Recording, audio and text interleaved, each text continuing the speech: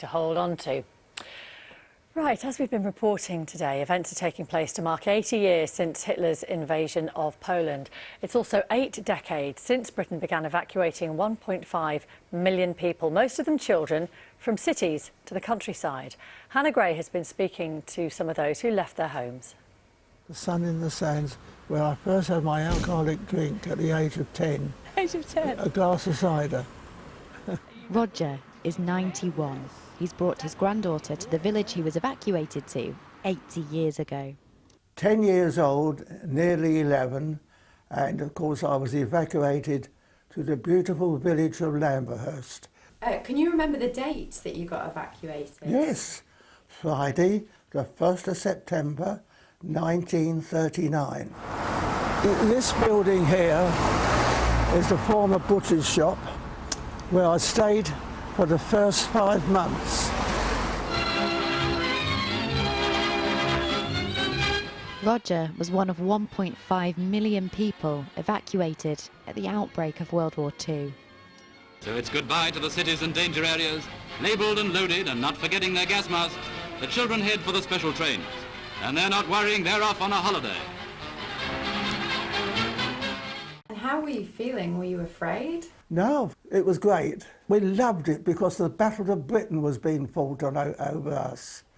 The sky's full of vapour trails, planes coming down in flames, parachutists coming down. We thought it was quite exciting. And this was the kitchen, stone floor. Reg and Mary remember it vividly too. They were only 9. We stayed in London through the Blitz, and then we went to, I think, North Devon then. And my mum took 7 children because her youngest was baby in arms, so we were all separated. We took condensed milk, I had a big bar of Cadbury's chocolate, but I'm afraid that got eaten, I think, before I got to Paddington Station. I'm not sure. So we got to the village, and then you see you're in front of all these people standing there, get picked out like prize cattle. They really did. The good-looking ones, in the end, me and this other boy from Paddington, who I've never seen since, we was the last 2. And I remember the children being very nasty to us, calling us bomb dodgers and go back to where you live and all that, you know. Later on, every evacuee wants to run away. I had a mate, a fellow I knew up the Repton Club. He ran away 3 times and the police took him back. And a word of advice for younger generations.